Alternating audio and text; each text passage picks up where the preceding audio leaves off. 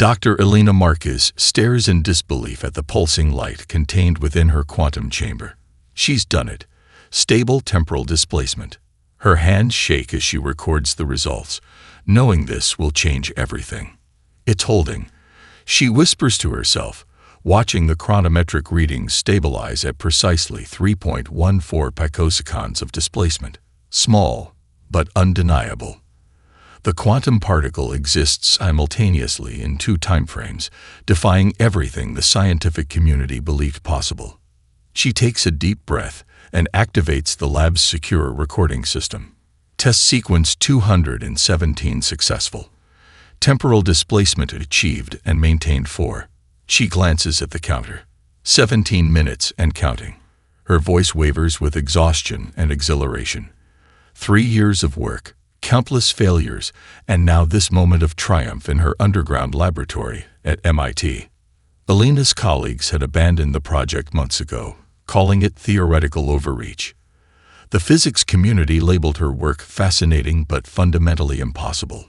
Even her mentor, Dr. Harrison, had gently suggested she redirect her brilliance toward more productive avenues of research. The blue-white glow from the quantum chamber casts strange shadows across her face as she meticulously documents every reading. Outside her windows, the Boston skyline of 2157 glitters with the soft luminescence of fusion-powered buildings. The world has changed dramatically in recent decades. Climate restoration projects greening former deserts, the lunar colonies reaching self-sufficiency, medicine conquering most diseases. But this tiny dancing light will change everything in ways even Elena cannot fully imagine. Her computer terminal chimes. Displacement holding at 23 minutes. Field integrity at 97%. She allows herself a small smile. Tomorrow she'll contact the International Science Coalition. They'll want verification protocols, peer reviews, independent reproduction of results. It will take months, maybe years, before the world fully accepts what she's accomplished. The overhead lights flicker suddenly. Elena glances up, frowning. The building's power system is backed by multiple redundancies. It shouldn't flicker. The flickering intensifies, and a strange humming fills the air, vibrating through her bones. The quantum chamber's readings spike dramatically, then stabilize at levels she's never seen before. That's impossible, she murmurs, fingers flying across her console. The temporal field is expanding, resonating with something else. The air in the center of her lab begins to shimmer, distorting like heat waves over summer asphalt. Elena backs away, reaching for the emergency shutdown. Before she can activate it, the distortion crystallizes into a perfect sphere of swirling blue light. 3 figures step through. Elena gasps. They're humanoid but unmistakably not human.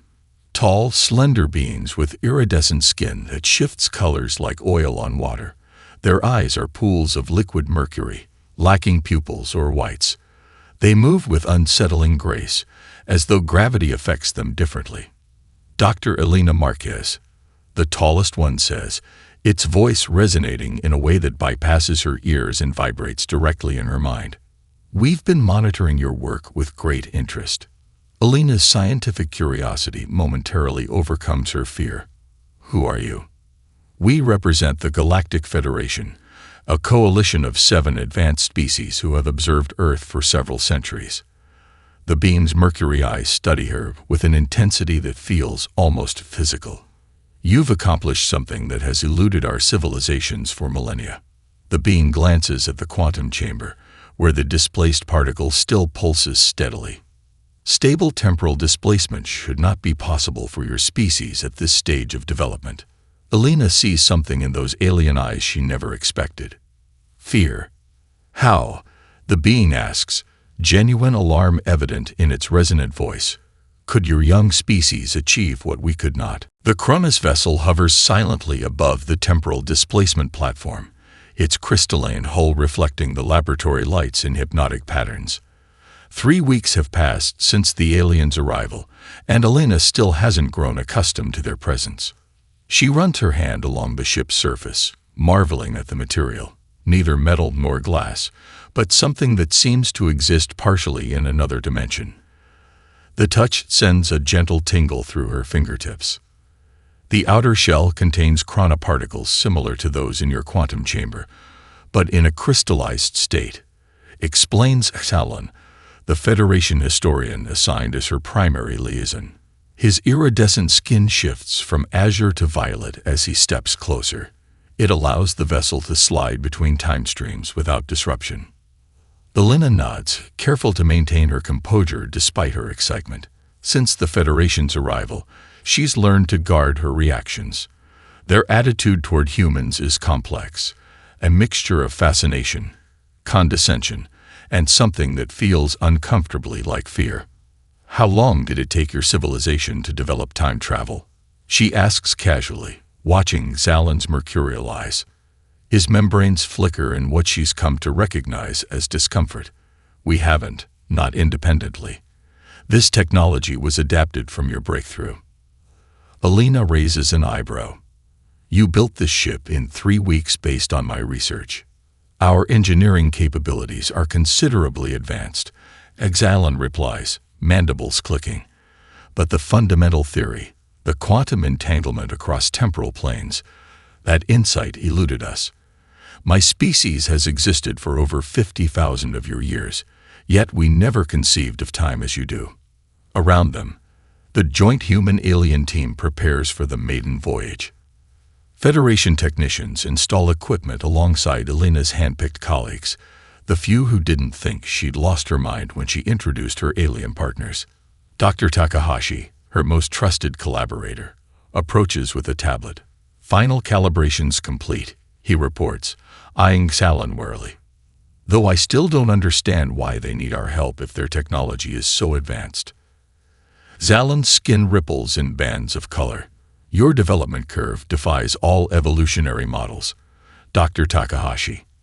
My colleagues believe you must have been helped, uplifted by some unknown intelligence. Or perhaps we simply think differently," Elena suggests.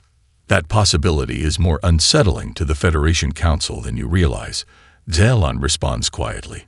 The conversation halts as Director Williams from the United Earth Science Division enters the laboratory, flanked by security personnel. The global government had reacted to the Federation's arrival with remarkable calm. Perhaps too calm, Elena sometimes thought. "Launch preparations on schedule?" Williams asks, his artificial eye scanning the Kronos with its built-in sensors. "Yes, Director. Target is ancient Egypt, 2560 BC, during the construction of the Great Pyramid," Elena confirms. "Observation only, no interaction." Williams nods curtly. "The Council has approved the mission, but with reservations. Remember your primary duty, Doctor." Elena understands the unspoken message. She's a scientist first, but now also humanity's representative in this unprecedented venture. As the director leaves, Elena activates her neural implant with a subtle eye movement, engaging a private program she developed after hours. It will record everything during the mission, especially data the Federation might not want her to see. "Something troubles you?" Xalan asks, noticing her brief distraction. "Just pre-launch jitters," she lies smoothly. "Shall we begin the countdown?" Xalan studies her for a moment longer than comfortable. Indeed, the Council is particularly interested in ancient Egypt. Many of our anthropologists believe it holds the key to understanding humanity's unusual advancement. As the team takes their positions, and the temporal engines power up with a harmonic resonance that makes Elena's teeth vibrate, she wonders what the Federation really expects to find in humanity's past, and why they need humans to help them look for it. The Kronos pulses with increasing intensity, a cocoon of temporal energy enveloping it. Elena's last thought before displacement is a question that has haunted her since the aliens arrived. What are they so afraid of? The desert heat shimmers around them as their cloaked observation pod hovers over Giza. Below, thousands of workers coordinate with remarkable precision, moving massive limestone blocks across the scorching sand toward the half-completed Great Pyramid. Elena adjusts the viewing panel, magnifying a section where teams of laborers are guiding a multi-ton block up a ramp. They're using wet sand, she observes. The water reduces friction, allowing them to pull these enormous stones with significantly less force. Zidlon leans forward, mandibles clicking in agitation. His mercury eyes narrow as he manipulates the pod sensors. "This cannot be correct," he mutters. "Where are the gravitational manipulators? The molecular bonding technology." Dr. Takahashi exchanges a glance with Alina. "You expected to find advanced technology here. Our historical analysis suggested." Kalon pauses, recalibrating the scanners. The mathematical precision of these structures, their astronomical alignment, their sheer scale, they should not be possible with primitive tools. Alina suppresses a smile as they observe an overseer directing workers using simple but ingenious pulley systems. Humans have always been resourceful with limited technology. Give us a problem and enough time. We'll find a solution. Krell, the Federation's chief biologist, adjusts her crystalline exoskeleton as she studies the neural activity scanners. The cooperative brainwave patterns are fascinating. Look at this synchronization during coordinated lifting. Alina watches the display, noting how the brain activity of workers peaks in harmony when they coordinate their efforts. There's something unusual about the patterns, a distinctive configuration during problem-solving moments that she hasn't seen in modern human scans. "Can you isolate that neural signature?" she asks, pointing to the anomaly. Krell hesitates, mandibles twitching. It's likely an artifact of the temporal scanning process. But Alina has already captured the data through her secret program. The signature doesn't match anything in the Federation's extensive biological databases that she's reviewed. It appears uniquely human. The observation continues for hours as they document construction techniques, social organization, and the surprisingly sophisticated project management. No evidence of advanced technology appears, just human ingenuity, cooperation, and persistence. As the blistering sun begins to set, Zalin abruptly announces, "We've collected sufficient data." Back aboard the Cronus, Alina notices the Federation scientists huddled together. Their skin colors pulsing in what she's learned indicates agitation. They're speaking in their native language. A series of clicks and ultraviolet color changes invisible to human eyes without technological assistance.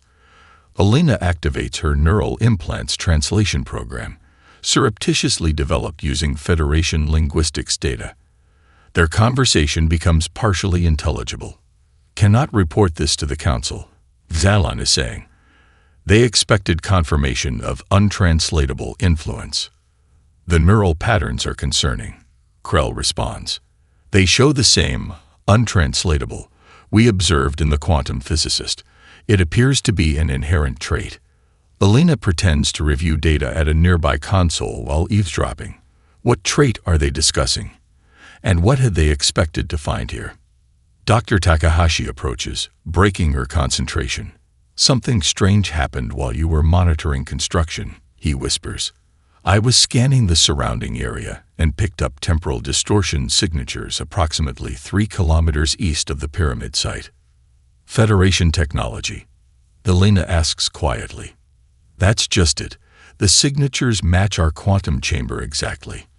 As if someone with your technology was here before us." Alina's blood runs cold. "That's impossible. We just invented it." Takahashi shows her the readings on his tablet. "Then why does the temporal signature have your specific calibration pattern?" Before Alina can respond, Zalon approaches. "We should prepare for our next journey. The Federation Council is particularly interested in Renaissance Italy." As he walks away, Alina notices him surreptitiously transmitting data through his personal communicator, not to the main Federation database, but somewhere else entirely. Her suspicion deepens. The Federation isn't just studying human history. They're looking for something specific, something they don't want humans to know about. The team materializes in Florence during the height of the Renaissance. Their observation pod, cloaked with light-bending technology, hovers above a narrow cobblestone street. Rain patters against the viewing panels as they watch a solitary figure hurry through the darkness, clutching papers beneath his cloak. Leonardo da Vinci, Xylon identifies, his voice betraying unusual emotion. One of your most celebrated polymaths. They follow at a discreet distance as Leonardo makes his way to his workshop. Once inside, he lights candles and spreads his drawings across a large wooden table. The team activates their long-range scanners, peering through the workshop walls to observe. Magnificent, breathes Dr. Takahashi as they watch Leonardo sketch flying machines, anatomical studies, and mechanical devices by candlelight. Look how his mind connects disparate fields. Anatomy inspires his engineering. Art informs his science. Elena monitors the neural pattern scanner, watching Leonardo's brain activity create distinctive configurations as he works. The same unusual signature she observed in ancient Egypt appears, but stronger, pulsing with particular intensity during moments of creative insight. One human mind containing so many divergent thought patterns is highly irregular, whispers Krell, her crystalline exoskeleton vibrating with tension.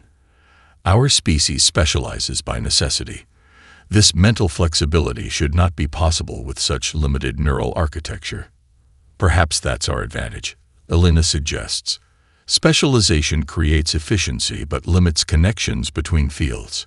Human brains make unexpected associations. Xylon says nothing, but his skin color darkens to a deep indigo, an indication of profound disturbance, Elena has learned. They observe for hours as Leonardo works tirelessly, moving between disciplines with breathtaking creativity. When he begins sketching a device resembling a primitive helicopter, Hadlon abruptly stands. "We've seen enough," he announces, his usually melodic voice sharp. "Prepare for return." Back aboard the Cronus, Elena notices the Federation scientists engaged in another private conference. Using her neural implants' enhanced functionality, she slips away to the ship's database access point. Dr. Takahashi keeps watch while she conducts her secret investigation. "I'm searching for technological patterns across human history," she explains quietly as her fingers fly across the interface, looking for anomalies or inconsistencies. What she discovers disturbs her deeply. Several human inventions throughout history disappeared mysteriously, only to be reinvented generations later. The pattern is subtle but unmistakable once she sees it, like someone periodically pruning branches from humanity's technological tree. "This is wrong," she whispers, showing Takahashi. "Look, Charles Babbage's analytical engine designs. According to Federation records, key components vanished in 1844, setting computing back decades. And here, Antikythera mechanism blueprints, suggesting advanced Greek astronomy, disappeared from Alexandria. Someone's been tampering with our development," Takahashi realizes. Elena digs deeper, accessing restricted temporal monitoring data. She gasps when she finds it.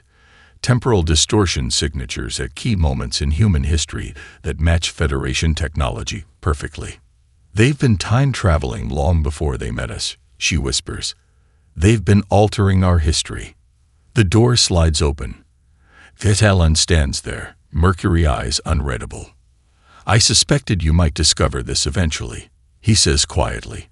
"Your pattern recognition abilities exceed our models." Elena straightens, facing him directly.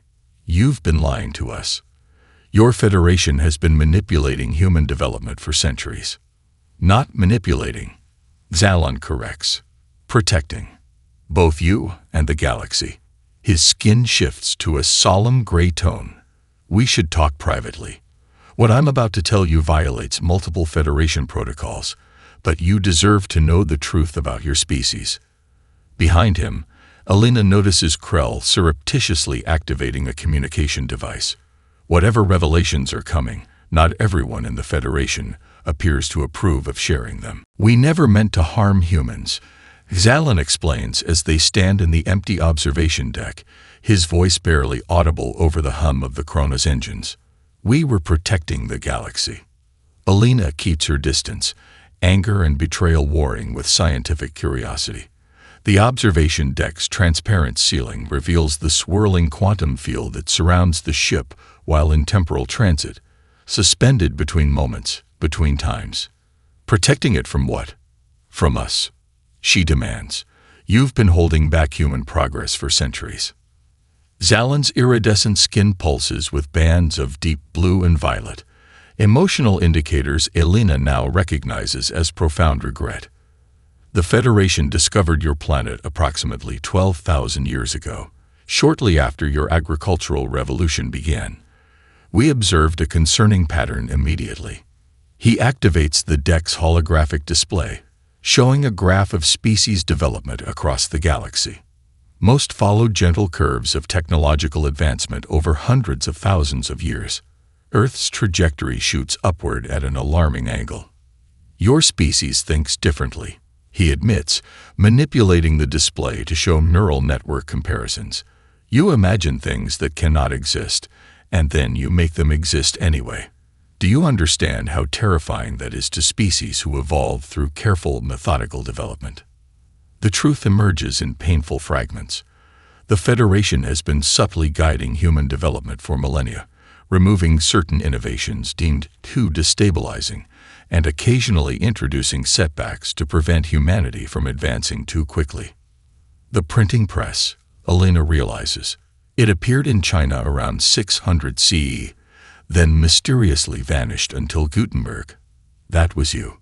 Yes, Zalan admits. Information dissemination technology has particularly concerning implications. We've had to intervene multiple times throughout your history. Dr. Takahashi enters, his face grim. I've been reviewing the historical database. Nuclear technology, advanced computing, certain medical breakthroughs, all delayed by mysterious setbacks or disappearances of key researchers. You've been treating us like children, Elena says bitterly. What gives you the right?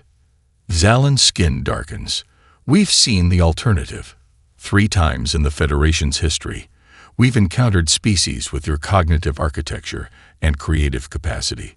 All 3 developed technology faster than their ethical frameworks could adapt. His mercury eyes fix on Elena. All 3 destroyed themselves within 1,000 years of discovering atomic energy. Elena falters.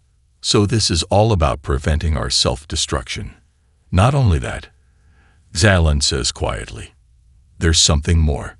He hesitates, then continues.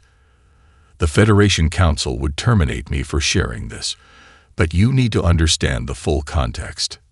He accesses a secure section of the ship's database, revealing ancient texts from multiple Federation species, prophecies and predictions from civilizations separated by vast distances and time. These are the convergence prophecies, he explains.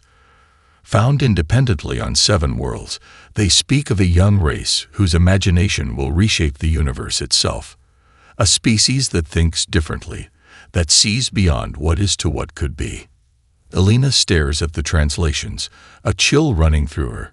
You think these are about humans? We know they are. Zalan replies. The temporal signature matches precisely. And now you've developed time travel, the one technology the Federation could never master despite millennia of trying.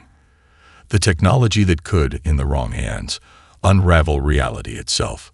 A sudden alarm blares throughout the ship. Krell's voice comes over the communication system, urgent and sharp.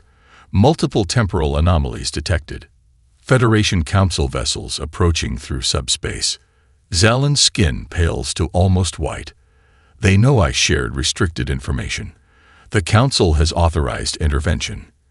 What does that mean? Takahashi asks. It means, Zalan says grimly, they're coming to ensure humans never develop time travel in the first place. Elena works feverishly in her private lab aboard the Kronos, analyzing the mysterious neural energy pattern she's observed in humans throughout history. The ship trembles occasionally as it navigates the temporal currents, seeking refuge in a pocket of folded space-time, where the Federation vessels can't immediately detect them. We have 36 hours at most before they triangulate our position, Dr. Takahashi says, helping her calibrate sophisticated neural mapping equipment. What exactly are we looking for? The source of human creativity, Elena replies, her eyes fixed on streams of data flowing across multiple holographic displays. The thing that makes the Federation fear us so much. They've combined data from every temporal observation. Ancient Egyptian builders, Renaissance inventors, early computer programmers, modern quantum physicists, mapping the distinctive neural signature that appears consistently across millennia of human development. It's strongest during moments of innovation and creative problem-solving. Elena explains, pointing to peaks in the data, and completely absent in Federation species neural patterns. Thalon enters the lab, his movements hesitant. Since his revelation about the Federation's interference, the alien historian has become an uncertain ally, trapped between loyalty to his civilization and his growing conviction that they've misunderstood humanity. The Council's scientists have studied human cognition for thousands of years, he offers. They identified what they call imaginative projection. Your ability to envision things that don't exist and then manipulate reality to create them. That's just creativity, Takahashi argues. Every intelligent species must have it. Not as you do, Talon counters. Federation species evolve methodically over vast timeframes. We advance through careful iteration, building knowledge incrementally. We can improve what exists but struggle to conceive what doesn't. Elena's eyes widen as connections form in her mind. That's why you couldn't develop time travel independently. You couldn't fully conceptualize temporal displacement because it contradicted your understanding of reality. Precisely. Talon admits, we can adapt your discovery now that you've proven it possible, but the conceptual leap required to imagine it in the first place. Wait, Elena interrupts, noticing something in the neural data. We're focusing on the wrong subjects. Adult minds are already fully formed. We need to look at human development. She accesses the ship's database, retrieving temporal observations of children throughout history. Their breakthrough comes while examining footage of children at play in ancient Mesopotamia. The neural signature flares brilliantly as they invent an imaginary game with sticks and stones. It's not technology that makes humans unique, Elena realizes, excitement building in her voice. It's our ability to imagine alternatives to reality, to see what isn't there and bring it into being. She overlays developmental data from multiple time periods, revealing how the signature strengthens during childhood pretend play, storytelling, and problem-solving. This capacity evolved through our harsh environmental pressures and shorter lifespans. We imagine because we must. Our survival depended on envisioning better solutions. Takahashi nods slowly. So time travel wasn't impossible for the Federation. They simply couldn't imagine it clearly enough to pursue it past initial failures. Elena finishes. Their evolutionary path never required the mental flexibility that humanity developed. Zalon studies the data, his mercury eyes reflecting the holographic displays. This changes everything. The Federation's approach has been fundamentally flawed. We feared your technology without understanding its source. The ship's alarm system suddenly activates. Krell's voice comes through the communication system. Multiple temporal displacement signatures detected. Federation Council vessels have found us. Elena quickly transfers her findings to a secure data crystal. We need more evidence, something irrefutable that will convince the Federation Council. We need to see the very beginning of human consciousness. What are you suggesting? Exalon asks, mandibles twitching anxiously. One final journey, Elena says, determination hardening her features, to witness the birth of human imagination itself. The Federation Council chamber erupts in chaos as Elena's findings ripple through the vast assembly. The amphitheater, carved from a single massive crystal orbiting a neutral star system, fills with the overlapping voices of 7 species. Holographic displays show the neural data Elena had gathered, casting multicolored light across the tiered seating. Elena stands on the central platform, her heart pounding. Just hours ago, they had been pursued through the temporal slipstream by council vessels. Now, against all odds, she addresses the governing body of the most powerful alliance in the known galaxy. Humans weren't uplifted. They uplifted themselves through imagination. She concludes, her voice amplified throughout the chamber. Our capacity for creative thought evolved naturally in response to environmental challenges. You've misunderstood us from the beginning.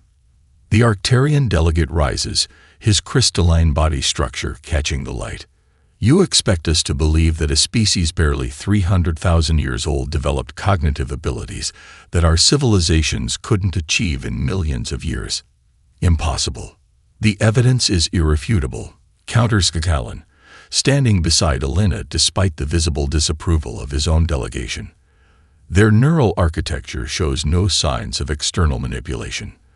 The imaginative capacity developed organically through evolutionary pressure. The revelation triggers an immediate split among Federation members.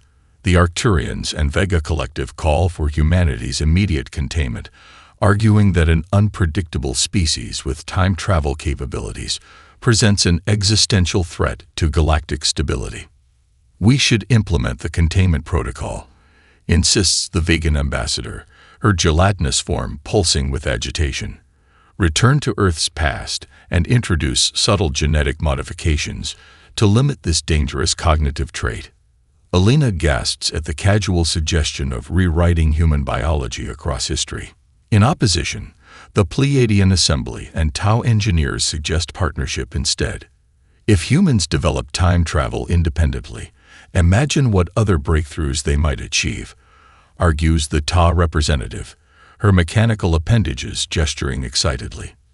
Their unique perspective could solve problems our civilizations have struggled with for millennia. As debate rages, Alina's neural implant vibrates subtly against her skull. A message appears in her field of vision, routed through secure channels. Not all of us fear human potential.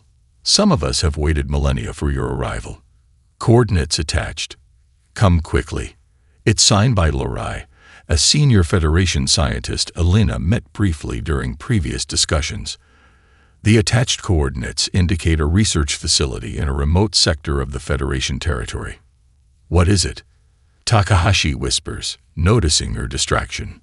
Before she can respond, the chamber's security systems activate. A holographic display shows multiple Federation warships entering the Sol system, approaching Earth. What's happening? Alina demands, turning to Xylon. His mercury eyes dim with concern. The containment faction is acting without council approval. They're positioning to implement temporal quarantine around your planet, preventing any time travel technology from functioning within your solar system. Can they do that? Takahashi asks. Yes, Xylon replies grimly. And some factions would go further, traveling to key moments in your evolutionary history to introduce subtle changes. Nothing you would notice immediately, but enough to limit certain cognitive pathways. Alina makes her decision instantly. We need to go, she whispers to her team. There's a splinter group within the Federation, scientists and historians who believe humanity's creative capacity might be valuable rather than dangerous. With their help, Alina and a small team secure the Cronus for one final, unauthorized mission. As they prepare to depart, the Cronus sensors detect multiple Federation factions dispatching vessels toward Earth, some to protect, others to contain. Where are we going? Asks Dr. Ramos, the team's evolutionary biologist. To witness the true origin of human consciousness, Alina replies, entering temporal coordinates into the navigation system.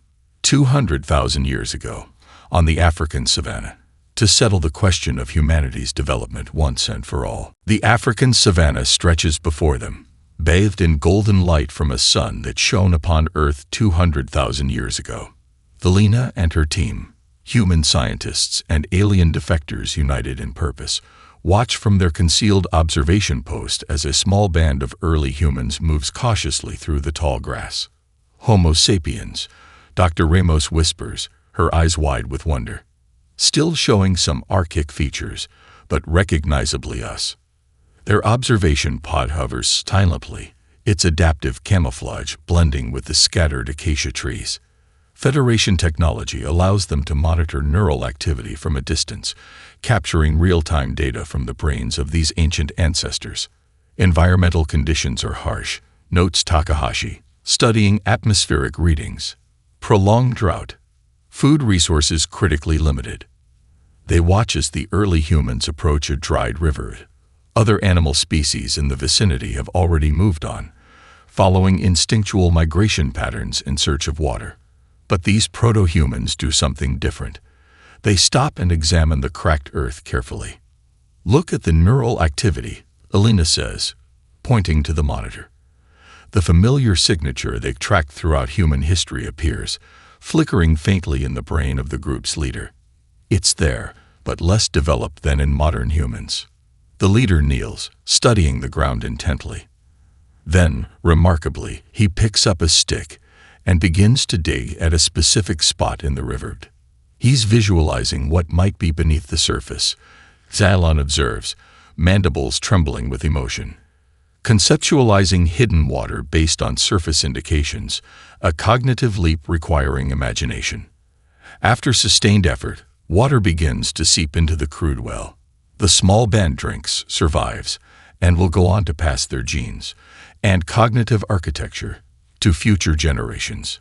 Throughout the day, they observe more instances of imaginative problem-solving, crafting tools by visualizing how stones could be shaped, communicating through gesture by imagining how others would interpret their movements, anticipating the behavior of prey animals by modeling their patterns.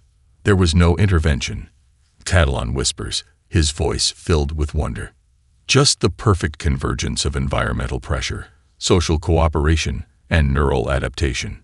In each case, the neural signature strengthens, imagination taking root in the human mind, a powerful adaptation in a world of scarce resources and constant threat.